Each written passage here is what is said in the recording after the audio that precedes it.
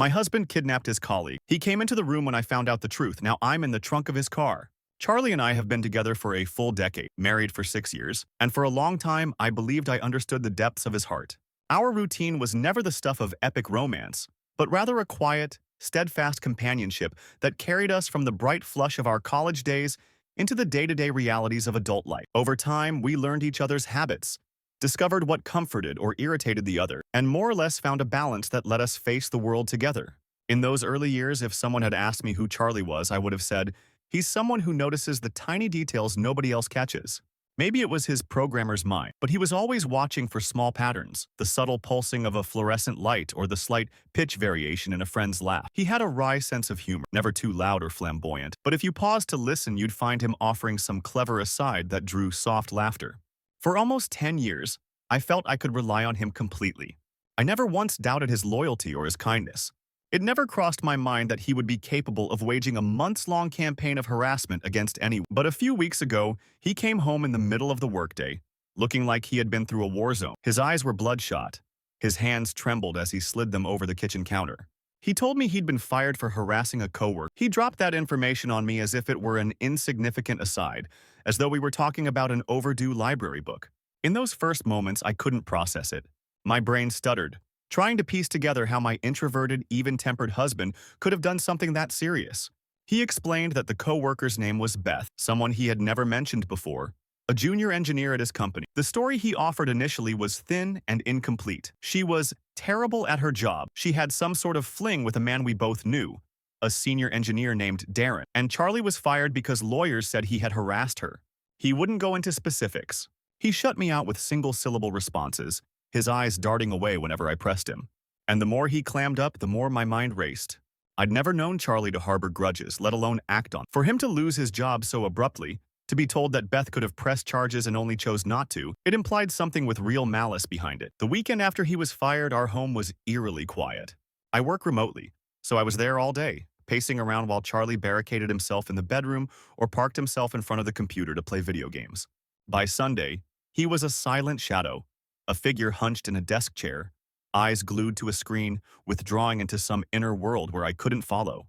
My attempts to coax him out for a conversation were met with monosyllabic answers, or a chilly sort of hostility that bordered on resentment. I wondered if his anger was directed at me, at himself, or at some intangible sense of guilt that he refused to name. By Monday, I felt my patience unraveling. We couldn't just pretend this was some passing inconvenience. Our livelihood was at stake, not to mention our relationship and my own sense of who Charlie was.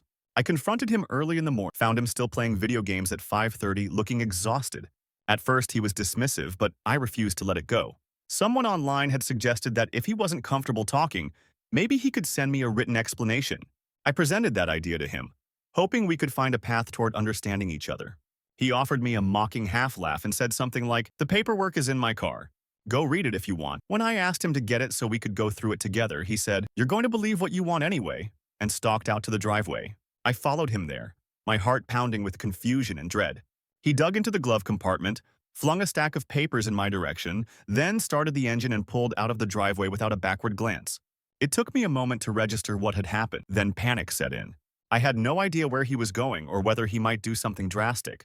My frantic calls to his phone went unanswered, stoking my fear that he could be driving off somewhere to hurt himself. Eventually, his mother texted me to say he was at their house, and that he was refusing to talk about what had happened. His parents' home was only a short drive away, but I knew he didn't want to face me yet. So I slumped inside, still clutching the papers. I could feel them trembling in my hand. I settled at our kitchen table, swallowed hard, and began to read. What I found shook me to my core. The company documents spelled out, in meticulous detail, a campaign of harassment that had lasted for 3 months. Charlie had used anonymous email accounts, emails set up while he was logged into his work computer, and had apparently sent a slew of messages directed at Beth, calling her incompetent, telling her she was only hired because she was a woman, and urging her to quit before she was fired. There were printed copies of the emails, and I could barely recognize Charlie in the biting, hateful language. There was also evidence that he had created fake user accounts for his company's product and then left negative reviews that singled out Beth's work, slamming her for supposed errors. Worse, he had emailed her boss anonymously, claiming that she had slept with Darren to gain preferential treatment. The final straw, and the piece that made my blood run cold, was the gun catalog incident. According to her statement, Beth had found a gun catalog wedged under her windshield wipe. The subscription card had Charlie's name and address on it. The company's documents indicated that this was clearly intended to threaten her, and they believed Charlie had placed it there. Reading all of this, my hands shook. I felt a wave of nausea as I realized how terrifying it must have been for Beth. She knew someone at work was targeting her, but for a while she had no idea who it could be. When the HR department, in conjunction with the legal team, uncovered the digital paper trail leading back to Charlie, they fired him on the spot. They told him that Beth had decided not to press charges but had every right to. My stomach churned at the knowledge that my husband had done these things, systematically, over the course of months. This wasn't a single moment of rage or a stupid remark made in the heat of an argument. It was premeditated, methodical harassment. In that moment, I felt a profound sense of betrayal and pity for Beth.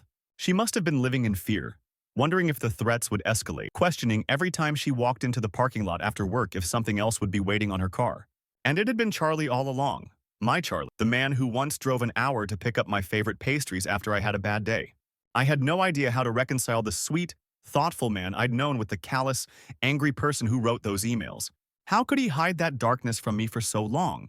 I'd seen him stressed before, I'd seen him have conflicts at work, but nothing remotely close to this. The more I read, the more I felt like my memories were unraveling, replaced by the horrifying words on the page. I spent the next few hours pacing around the house, my mind a blur of questions and half-formed assumptions. I called Charlie, tried to get him to meet me at home so we could talk. He refused to pick up. When he did finally text back, it was only to say he needed space. In one message, he wrote, "I messed up. I can't even look at you." That sentiment shook me almost as much as the revelations themselves. He was drowning in shame, and it made me wonder what in the world was going on in his head for those 3 months, and how had he kept it all hidden from me? As time passed, I tried to manage my own swirling emotions. Part of me was furious, livid that he had put our future at risk, that he had terrorized a coworker, that he had so thoroughly lied by omission for months. But another part of me was heartsick. We had been so close for a decade, weaving our lives together like a tapestry. Could this single monstrous act unravel everything? What did it mean for us as a couple, as partners who had promised to stand by each other? I attempted to focus on work, but I struggled to keep up with my responsibilities. My hands would shake when I tried to type, imagining the environment at his office, the tension of HR monitoring his user account for 3 months, building a case while he escalated his campaign of intimidation. I pictured Beth reading those emails, feeling the acid in their words. She must have been terrified or furious or both, and I couldn't blame her if she hated Charlie's guts. I didn't even know if she'd ever heard mine. The entire situation felt surreal. Finally, after a few days of radio silence, I decided I couldn't wait for Charlie to come to me. I drove to his parents' house. They live in a quiet suburb with trimmed lawns and a quaint row of maple trees framing the driveway. Charlie's mother answered the door with red-rimmed eyes and gave me a tight hug. She led me to the basement where Charlie was splayed on an old couch that had once been in our college apartment. He barely lifted his head when I came in. I closed the door behind me and sat across from it, the musty smell of the basement surrounding us. For a long moment, neither of us spoke. Finally, I said, "I read everything." "I know what you did." He swallowed, stared at a patch of carpet. "I'm sorry," he mumbled. I felt anger rise in my chest. "That's it? You terrorized a woman at your job for 3 months? You threatened her, tarnished her reputation, tried to sabotage her work. I need to know why." He seemed on the verge of tears, his lower lip trembling. "I don't have a good reason. I know that's not what you want to hear, but it's the truth. She was so bad at her job and everyone kept praising her. Then I found out she slept with Darren, and I felt like it was unfair, that she was using him, that she was using the company's desire for more female engineers. I started sending emails, and it felt like I was just venting. But I got addicted to that feeling. The more I did it, the more I felt justified in my anger, like the office was coddling her while I worked overtime. And then it got darker. I wanted her gone. I wanted her to quit. He pressed his hands to his face, his voice cracking. I know how it sounds. I wish I could say I was drunk or something, but I was never drunk. I lost it. I sat there trying to process his words. You could have confronted her. You could have gone to HR if you felt she was incompetent, but you decided to scare her. You threatened her life, Charlie. A gun catalog on her car? He gave a shaky shrug. It was a stupid impulse. I was so angry. I didn't think it through. I let out a broken laugh, tears streaming down my cheeks.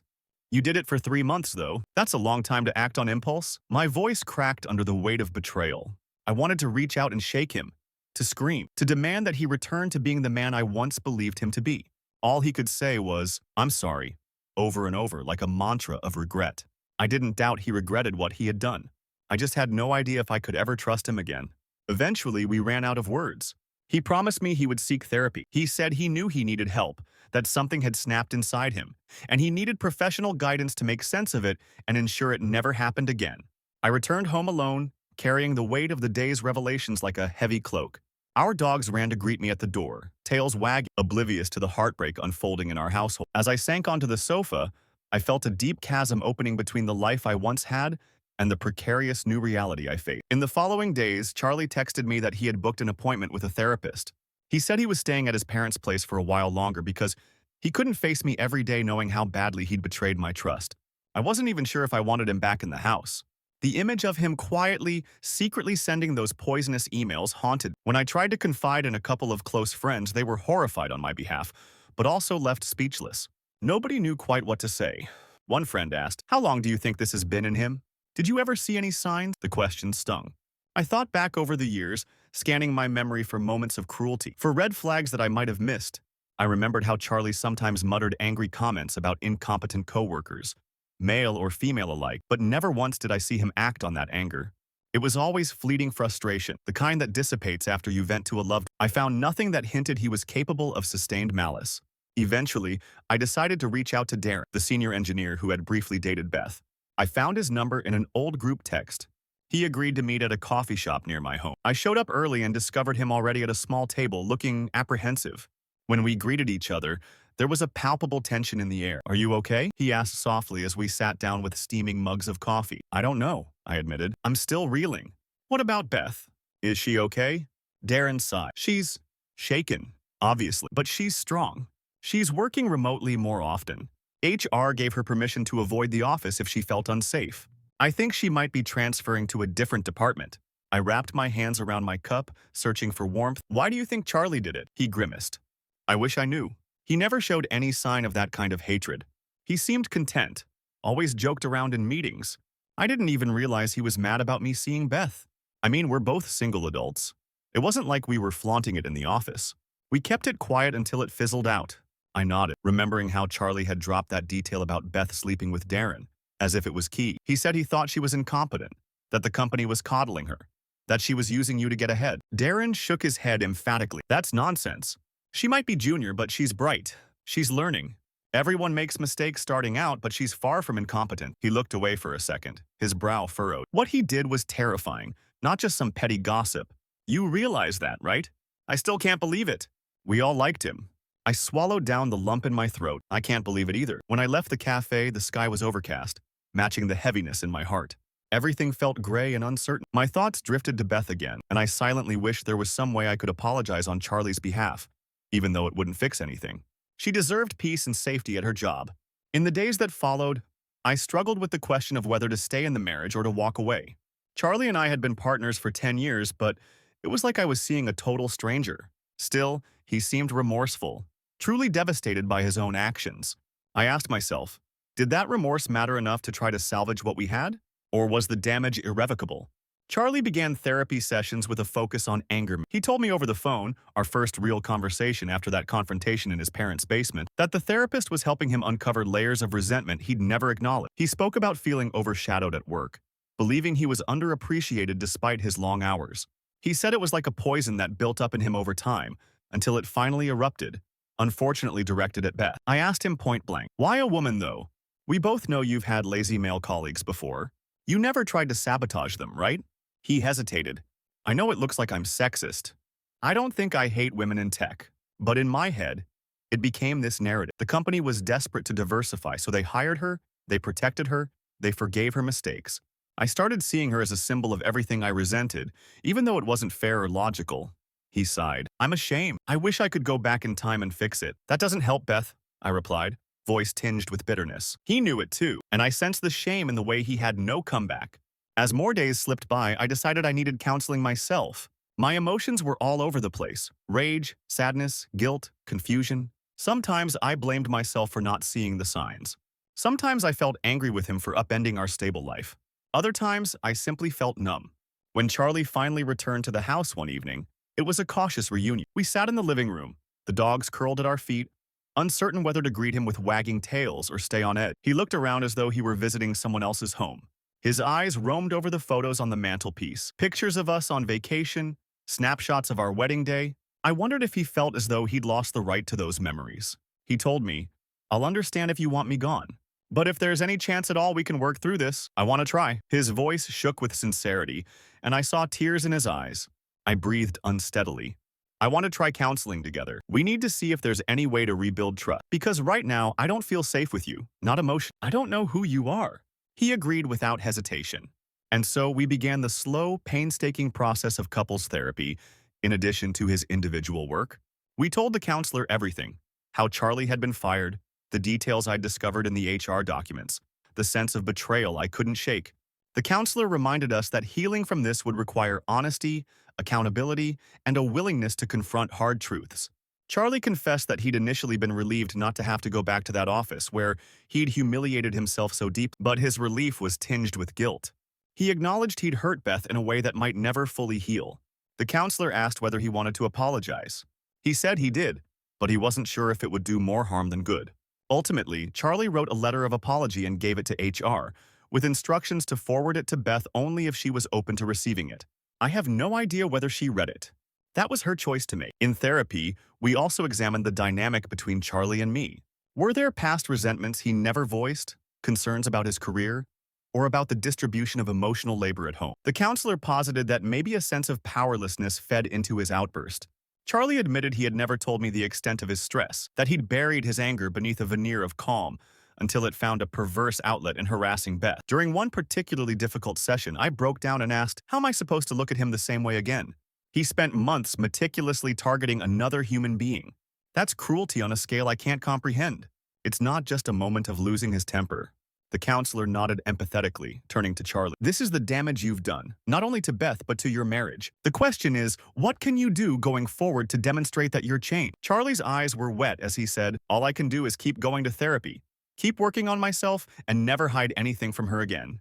It sounded earnest, but I was no longer naive enough to take words at face value. Actions matter most. Over the following months, I watched to see if he'd follow through. He did keep up with therapy. He apologized without prompting when he snapped at me or seemed to slip into old habits of bottling up frustration. He'd journal at night, something I'd never seen him do before, scribbling pages of introspection. In the midst of all this, he was unemployed.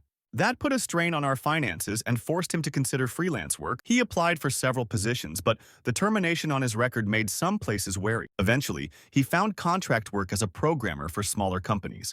It wasn't the same prestige, but it was a steady trickle of income, and it gave him time to continue his therapy sessions. I started to relax just enough to consider a future with him still in it. There were times I watched him sleeping and felt an ache in my chest, remembering the carefree days when I thought I knew him inside and out. But I also reminded myself that humans are complex, capable of both good and evil. Maybe, I told myself, he wasn't irredeemable. Maybe therapy and accountability could guide him toward redemption. Still, there were, and are, moments when the memory of those hateful emails creeps up on me, or the image of that gun catalog on Beth's windshield. When that happens, a chill runs through my spine. On those days, I wonder if I should have walked away, if I should have refused to be part of a marriage tainted by such malice. Sometimes I think about the possibility that he might relapse into that kind of behavior, especially if some new frustration arises that he can't handle. It's a fear I carry in the back of my mind, even as I try to rebuild trust. 6 months into our therapy journey, Charlie made a point of telling me that he was actively trying to advocate for women in tech forums online, to educate himself about unconscious biases. It was one of the therapy assignments, to face the specific issues that fed his resentment. I had mixed feelings about that. On one hand, I appreciated that he was making an effort. On the other, I didn't think reading articles and making well-meaning posts on social media could erase what he had done to Beth. But I suppose it was part of his path toward being a better person. He also began reading about toxic workplace culture, about how sometimes people lash out when they feel overlooked or marginalized. None of that justifies what he did, but he said it helped him put into words the emotional stew that led him down such a destructive path. He talked about a sense of bitterness that had grown in him, the feeling that the tech world was changing and he was being left behind by younger, more diverse hires. I was stunned. In all our years together, he'd never once voiced that fear. It hit me that maybe we'd both grown complacent about real communication. After nearly a year, I realized we were forging a fragile new normal. Charlie was more open than he'd ever been, more vulnerable about his insecurities. I saw him grappling with guilt on a daily basis, mourning the pieces of himself that he'd destroyed through his actions. and part of me felt a sliver of hope. Perhaps the man I'd married still existed somewhere under that guilt-ridden shell, a man who could learn from his mistakes and become a better version of himself. I also recognized that any illusions I once held about our relationship being unbreakable were gone. The foundation had cracked. Whether it could be repaired was still an open question. I decided to stay, but not blindly.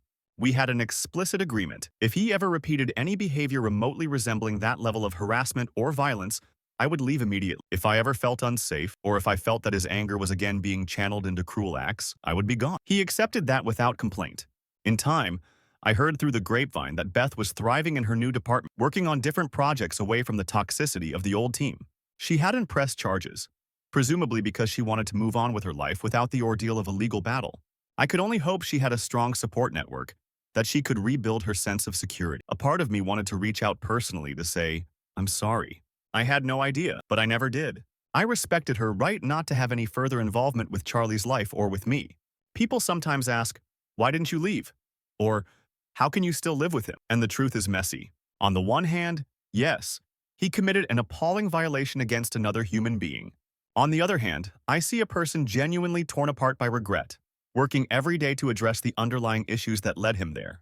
I see a man who saved ticket stubs from our dates in college, who used to surprise me with small, thoughtful gestures.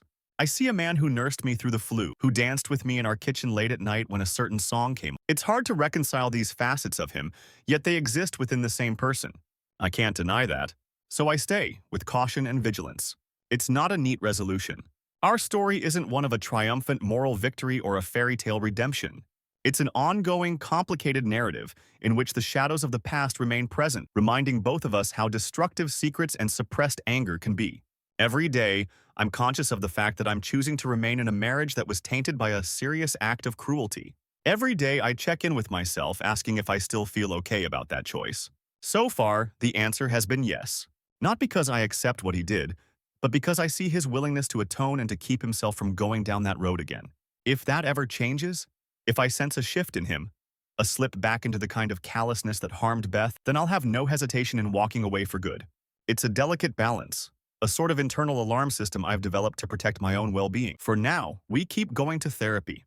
We talk through conflicts instead of letting them fester. He's been transparent about his freelance work, showing me the emails he sends, telling me about any issues that come up with clients. I also keep an eye on my own mental health, reminding myself I'm not responsible for curing him of his anger issues. If he stumbles, it's on him to seek help, not for me to shield him from the consequences. Some nights, we sit together on the couch, watching a movie, the dogs sprawled at our feet. In those moments, if you looked in from outside, you'd think we were just an ordinary couple, relaxing at home. And in a sense, we are. Except that we have a shared history stained by the knowledge that Charlie once terrorized a coworker. That knowledge doesn't vanish. It's always there, a quiet undercurrent in our interactions. Yet life moves forward. The seasons change. The bills need paying. Our families continue to celebrate birthdays and holidays. When we visit his parents, I see the relief in his mother's face as she notices us both in the same room, talking in calm voices. I wonder if she still worries that at any moment, this fragile truce might shatter. I suspect she does. I've learned more about forgiveness than I ever expected, though I'm not sure if I can say I've truly forgiven Charlie. Some days I feel I have, in the sense that I'm not consumed by anger. On other days, I'm hit by waves of resentment. It's an ongoing process, not a single event. And maybe that's okay. Maybe that's how real life works. At the end of it all, here's what I can say with certainty. I love Charlie, but I will never again be blind to the fact that he's capable of severe wrongdoing. He loves me, but he knows I won't tolerate lies or hidden resentments. We have an unspoken understanding now that our marriage survived something potentially catastrophic, and every day we have to make choices that prevent such a catastrophe from recurring. In that sense, we're forging a new relationship, one tempered by the painful lessons of the past year. I still think about Beth, hoping she's found peace and success in her new role, and that she's managed to process the trauma Charlie caused her. She deserves that. She deserved better from the beginning. Nothing we do now can erase what happened to her, but I hope that, at the very least, her new department is providing her the respect she's always merited. That's the story of how my seemingly stable marriage was rocked by the revelation that my husband had spent 3 months harassing a coworker, and how we've tried, painstakingly, to piece ourselves back together. It's not a happy ending, exactly. More of a testament to the resilience of human bonds, and a warning about the destructive capacity we all hold if our emotions curdle into hatred. I'm still here, still working through it. Whether that's the right decision, I can't definitively say, but it's the one I've made, for now. And each new day, I wake up determined to face whatever comes next with eyes wide open. No more illusions about who Charlie is, or who I am for that matter. We can't change the past, but we can decide how we carry it forward, and that's what we're doing, one carefully measured step at a time. In the wake of these revelations, I spent countless late nights scrolling through old photos, reading texts Charlie and I had exchanged in the early days of our relationship. I was grasping for some clue that I had missed a hidden capacity for this kind of cruelty. But the more I revisited the past, the more I remembered a person who consistently displayed patience and empathy. It was like the Charlie I thought I knew had been replaced by someone else entirely, someone shaped by unresolved anger and envy.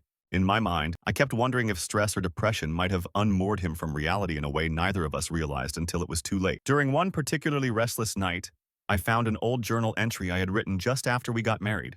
In it, I described Charlie as the kind of person who would stand up for someone being bullied, the kind of man who stood for fairness. I wept to think how that perception had been shattered. I wondered if I had idealized him, projecting qualities onto him that he never fully possessed. Maybe we never see our loved ones with perfect clarity. Maybe we only see them through the lens of our own hopes and needs. When Charlie first attended therapy, he was hesitant to share details with me, afraid I would judge him even more harshly than I already did. But over time, that changed. Some nights he would sit beside me and confide in a halting voice about his counseling sessions. He'd talk about triggers, moments at work when he felt belittled by supervisors or overshadowed by colleagues. He admitted he had never learned to communicate frustration in a direct, healthy way. Instead, he let it fester until it warped into something toxic. I started to recall little incidents from his career that he had brushed off at the time. Minor jokes from his boss that seemed to undercut his work, or times he was overlooked for a promotion. He'd sometimes grumble about it at home, but then he'd shrug and say, "Whatever, I'll just do my job." Now I realized that those moments had collected in his mind like pebbles in a jar. Eventually, the jar overflowed, and Beth happened to be in the wrong place at the wrong time. She became the embodiment of everything he resented about the tech industry's changing landscape. It didn't excuse a single thing he did, but it helped me understand the storm brewing in him. Meanwhile, my own therapist encouraged me to set clear boundaries. We worked on what it meant for me to feel safe, both physically and emotionally. Did I need Charlie to sleep in a separate bedroom for a while? Did I need to see evidence that he was truly committed to change? Did I want him to leave the house altogether? I grappled with all those questions. In the end, I decided that as long as he was fully open about his progress in therapy, and as long as he demonstrated real change in how he handled stress, he could remain at home. But I kept a figurative line drawn. If I caught him in a lie or sensed him hiding his anger again, I would leave without hesitation. One morning, Charlie broke down crying in the kitchen while making coffee. He told me he felt like he didn't deserve a second chance, that he was disgusted with himself. I placed a hand on his shoulder. "It's not about deserving or not deserving," I said, my voice still rough with the strain of everything we'd endured. "You have to earn trust step by step. Whether it's enough for me in the end, I can't predict." He nodded, tears streaking his face. "I will. I promise." In a way, our marriage became a different entity, something forged from the ashes of betrayal and shaped by the intense scrutiny of our own failings. We weren't the carefree couple we'd once been, cozy in our assumption that we'd never face a crisis of this magnitude. Now we were two people trying to salvage love from a wreck, uncertain if we'd succeed. Sometimes in therapy, we'd go over the email transcripts together. It was agonizing, reading the words Charlie had typed, seeing the timestamps that indicated he'd fired off these venomous messages at odd hours of the day. The counselor would ask, "What were you feeling right before sending this one?" Charlie would stammer, trying to recall a mental state fueled by resentment. He'd describe a meeting that went poorly, or the memory of hearing a colleague praise Beth for something. It was like watching a slow-motion train wreck, each email piling on top of the last, building a monstrous tower of malice. I could barely stand to read them. At times, I asked the counselor if we could stop, because it made me physically ill. But the counselor insisted that confronting the full scope of what happened was essential for both of us. We had to see it for what it was, not downplay or rationalize it. If I was going to give Charlie any chance at redemption, it had to be after we'd faced the truth without blinking. One day, Charlie revealed that he had periodically visited Beth's social media profiles, telling himself he was just checking to see how much of a fraud she was. With a trembling voice, he admitted it had become a twisted obsession, fueling his urge to send more messages. Hearing this, I felt a surge of anger, recalling the times I had teased him for idly scrolling online. I had never imagined he was stalking a coworker's posts, storing up ammunition for his cruel barbs. My therapist stressed that I needed to decide whether to move on, but only after I recognized my own value independent of Charlie. I learned not to define myself solely as Charlie's wife, but as a person with her own boundaries and strengths. It wasn't an easy shift. Our marriage had been the framework for my adult life, and suddenly that framework felt shaky and unreliable. But step by step, I began to feel my own worth. I started to envision a future in which I could survive, even thrive, on my own, if that became necessary. Throughout this ordeal, I kept returning to thoughts of Beth. I wished I could offer her some form of justice. I wondered if she had nightmares, if she questioned every man in the office who was friendly to her, wondering if he too was harboring secret hate. The guilt gnawed at. I had always championed women pursuing STEM careers, proudly pointing to the women in Charlie's office as examples of progress. Now, to learn that my own husband had contributed to a hostile environment was a gut punch. I sometimes cried for Beth for the months of uncertainty and fear she endured. Eventually, I learned that Beth had found a confidant in the HR department. This person, who remained anonymous to me, had guided her through the legal options, documented the harassment meticulously, and helped her feel safer at work. I took some comfort in that. At least she wasn't alone in the nightmare. She had resources. The knowledge that Charlie's harassment was taken seriously, that the company had not swept it under the rug, gave me a glimmer of hope for workplace accountability. Around the 10th month after Charlie's firing, we had what felt like a breakthrough in couples counseling. Charlie confessed he'd been harboring a deeper fear for years, the fear that he wasn't special, that he was just another programmer among thousands, easily replaced by newcomers. Beth, as a young, talented engineer, symbolized the next wave, making him feel obsolete. The counselor pointed out how that fear, left unaddressed, became a breeding ground for anger. It didn't justify his actions, but it explained the twisted logic behind them. I sensed, in that moment, Charlie truly understanding how his own insecurities had morphed into an external campaign of hate. By our 1-year mark since the incident, we had settled into a kind of equilibrium. Charlie had a modest roster of freelance clients, enough to keep him busy. He still went to therapy once a week, sometimes more if he felt he was slipping. I continued my own counseling to unpack my complicated feelings. We tried to maintain open communication about daily stresses, checking in with each other in ways we never bothered to before. We had meals together at the dining table, where we actually talked instead of silently scrolling through our phones. Slowly, I realized I was feeling less tense around him. The raw panic I once felt when I remembered the harassment had eased into a guarded caution. I wouldn't say I'd forgiven him entirely, but I had moments of genuine warmth between us, little sparks of the old intimacy. I could see a future that might hold something resembling normalcy, even if it came with a history we could never erase. Through all this, my biggest takeaway has been an awareness of how fragile the assumptions we make about each other can be. I assumed Charlie was incapable of malice. He assumed I would never leave him, no matter what. We both assumed our relationship was strong enough to withstand any adversity, but reality proved otherwise. We both had to shatter those assumptions and build something new in their place. As for Beth, I have never reached out to her. In my mind, she deserves to move on without the intrusion of her harasser's wife. If she ever wanted to talk to me, to scream at me, or ask me questions, I would listen, but I don't believe I have the right to seek her out. That's a choice she gets to make. My prayers remain with her, hoping she continues to thrive in her career, that she finds supportive teammates, that she never again has to deal with such cruelty. I can't say our story has a tidy ending because it's still ongoing, but I can say that we've found a measure of stability, like people rebuilding a house that was damaged in a fire. The scorch marks are visible, and the new materials don't match the old ones perfectly, but the structure still stands. Whether it will stand forever, I don't know. But at least for now, I'm content to keep working. If that changes, if cracks begin to appear again, I'll know what to do. For anyone reading this who might face a similar crisis, my heart goes out to you. It's a wrenching process to question the core of someone you love. Healing takes time, and sometimes healing means walking away. In my case, it meant staying, cautiously, conditionally, and with the support of a professional counselor. It's not a decision I advocate for everyone. Each person's situation is unique, but I made the choice I can live with. So, the story continues.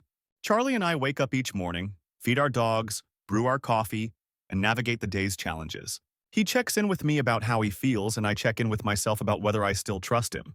One day at a time, we move forward, aware of the deep scar that runs through our path, but also aware that it doesn't have to define our future. I suppose that's the most we can ask, the chance to keep trying, to keep building, and to remain watchful that this kind of darkness never takes root again.